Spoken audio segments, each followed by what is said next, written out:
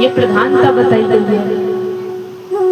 आज श्री विदुर जी महाराज लाइन में लगे, बड़ी सी लंबी लाइन लगी है पूरी हस्तिनापुर में, जय जयकार मच रही है, जय हो द्वारिकाधीश आए, जय हो द्वारिकाधीश आए।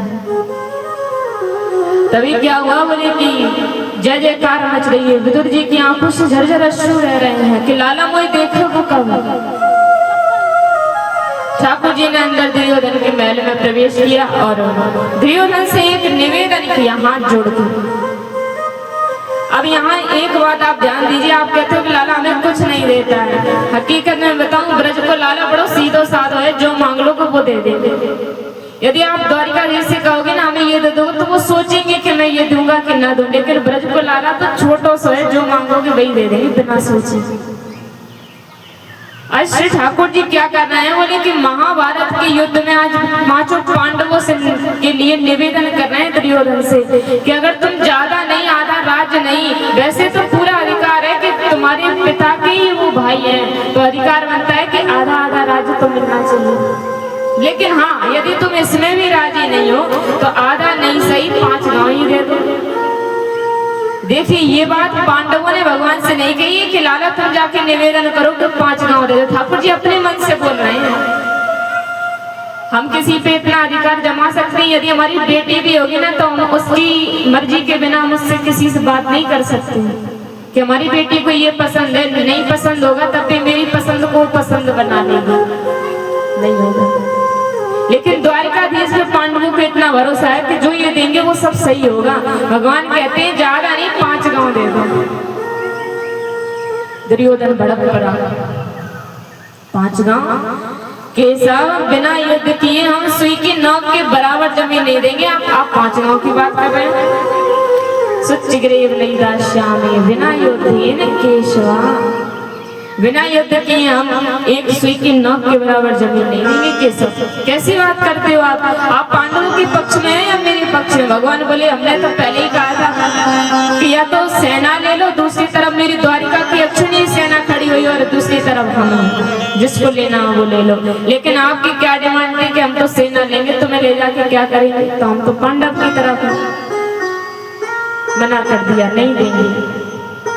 भगवान ने कहा दुर्योधन सोच लो एक बार। बोले नहीं केशव नहीं देंगे। भगवान ने इतना निवेदन किया लेकिन नहीं दिया तो भगवान चले आए। जैसे ही चलने लगे तो दुर्योधन ने निवेदन किया लाला द्वारिकाधीश बड़े दिनों बाद मेरे महल में पधारो, तो मेरी इच्छा थी कि बड़े सुंदर सुंदर 56 प्रकार के भोग बने हैं, एक बार भोजन प्राप्त कर लो। ठाकुर जी ने अपने नेत्रों को नीचे किया। बोले दुर्योधन मन में सोच रहे हैं जिसके अंदर घमंड हो उसके घर में भोजन कैसे? आज श्री ठाकुर जी महाराज ने अपने नेत्रों को नीचे करते हुए कहा और अधरों पे थोड़ी सी मुस्कान झलकाते हुए कहा दुर्योधन तुम्हें साची बताऊं तो हमें भूख नहीं है। बोले लाला 56 प्रकार के भोजन बने। ठाकुर जी कहते हैं हम 2 परिस्थिति में कभी भोजन नहीं करते हैं। कहा? बोले हम भोजन उसी जगह करते हैं या तो खिलाने वाले के अंदर अनंत प्रेम है, हमारे अंदर कितनी भी हमारा कितना भी बिल्कुल पेट भरा हुआ हो लेकिन खिलाने वाले के अंदर प्रेम है, वो कहे नहीं 1 रोटी तो चल जाएगी। अगर हम कहेंगे नहीं 1 रोटी नहीं खा पाएंगे तो वो कहेगा नहीं आधी तो चल जाएगी खा लो। तो यहाँ क्या करना? भगवान बोले यहाँ खा लेना चाहिए। और दूसरा भगवान कह रहे हैं कि तो आपको तेज भूख लगी हो, फिर ये नहीं देखना चाहिए क्या है, क्या जाती है, क्या क्या है, कुछ भी नहीं देखना चाहिए, भोजन प्राप्त कर लो। लेकिन हमारा कैसा स्वभाव है? ठाकुर जी कह रहे हैं 2 परिस्थिति में हम भोजन करते हैं और भोजन नहीं करते हैं। और दुर्योधन तुम्हारे अंदर ये दोनों गुण नहीं है, तुम्हारे अंदर खिलाने के लिए प्रेम नहीं है और हमारे अंदर भूख नहीं है। इतना कह के श्री ठाकुर जी महाराज दुर्योधन के महल से जैसे ही निकले विदुर जी महाराज एक कोने में खड़े खड़े आंसू बहा रहे हैं और सोच रहे हैं कि इतनी बड़ी भीड़ में द्वारिका की अक्षणी सेना खड़ी हुई है, पूरा हस्तिनापुर में सेना खड़ी हुई है, पूरी सेना खड़ी है, उसके बीच में आज विदुर जी महाराज खड़े हैं और सोच रहे हैं कि लाला तो बड़े बड़े इंसानों के घर में जाएगा, दुर्योधन जैसे लोगों के घर में जाएगा, हम जैसे गरीबों के घर में थोड़ी ना आएगा। तभी ठाकुर जी ने आज विदुर जी के भावों को सुना। ठाकुर जी ने विदुर जी को दूर से ही अपनी आंखों के इशारों से कहा। जब हम आंखों का इशारा करते हैं ना तो समझने वाला दूर से ही समझ जाएगा। तो जैसे ही ठाकुर जी ने इशारा किया, अपने भौं को थोड़ा सा हिलाया और कहा जाओ विदुर जी। जैसे ही अपनी आंखों से, अपने नेत्रों से इशारा किया, विदुर जी महाराज तो गदगद हो गए, नाचने लगे जैसे एक मोर पंख फैला कर नाचने लगती है। और जल्दी जल्दी दौड़े दौड़े विदुरानी के पास में गए, बोली अरे देवी हमारे यहाँ ना केशव आने वाले हैं, अच्छे से भोग लगा ले, भोग की तैयारी कर ले और घर को एकदम सफाई कर ले। भगवान के लिए आज आसन बिछा दे, द्वारिकाधीश हमारे घर में पधार रहे हैं। दुर्योधन के 56 प्रकार के भोगों को त्याग कर लाला मेरे घर में आ रहा है। जैसे इन शब्दों को कहा, विदुरानी के तो होश क्या है, बोले कि जब ठाकुर जी आते ना तो जीवन में बड़ा ही आनंद होता है। हम पहले दिन मैया के घर पे गए थे तो मैया कह रही थी कि हमारे बेटा और बेटी ठाकुर जी को लेके आ रहे थे, कोरोना का समय चल रहा था। तो मैया बोली कि हम जैसे ही मतलब बेटी ने फोन किया कि देखो हमारे घर में मेहमान आ रहे हैं, तो मैया बोली कि शायद उनकी सहेली कोई आ रही होगी। तो मैया ने कहा चलो कोई बात नहीं। मैया ने आरती की थाल सजा दी। उसने कहा नहीं मैया, बड़े से मेहमान आ रहे हैं तो तुम आरती की थाली भी सजा लेना। मैया ने सजा ली। मैया को पता नहीं कि मेरे घर में केशव आने वाले हैं।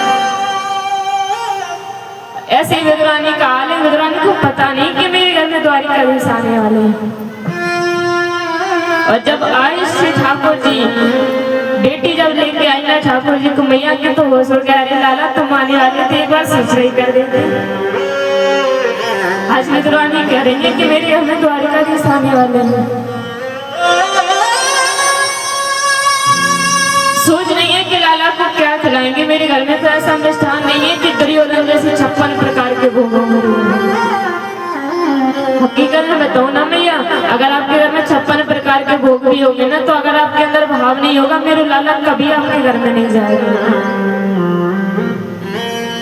हम हकीकत में कह रहे हैं, हमारे लाल जी हम कभी किसी के घर में लेके नहीं जाते, कभी भी। आज दिन तक मैं इतने दिन से कथा कर रही, मैं अपने लाल जी को कभी किसी के घर में नहीं लेके जाती। लेकिन आज जिस दिन उस पहले दिन जब मैया के घर में गए, हमने सुबह ठाकुर अपने लाल जी का श्रृंगार किया तो हमारे लाल जी ने माला धारण नहीं की। हमने सोचा जब हम कथा में जाएंगे, लाल जी को लेके जाएंगे तो तब माला धारण करेंगे, तब श्रृंगार करेंगे। लेकिन हमारे लाल जी केवल वस्त्र पहन के और चले आए। लेकिन हमें क्या पता था कि मैया के घर में जाएंगे तो लाला इसलिए माला नहीं पहना कि मैया वो को माला पहनाई। बड़े क्योंकि इनके भाव ना वही समझ सकता जो इनसे बड़ा प्रेम करता है। और हमारे लाल जी तो ऐसे भैया जो एक बार इनको देख लेता है बड़ी जल्दी फंसा लेते हैं। आज जैसे ही विदुरानी ने सुना, नाचने लगी, मेरे घर में कैसे आने वाले हैं। स्नान करने गई कि लाला आएगा तब तक हम स्नान करने लगे। जैसे ही स्नान करने गई तो सोच रही है कि लाला आएगा हम ये करेंगे, लाला आएगा वो करेंगे, द्वारिकाधीश आएंगे वो करेंगे।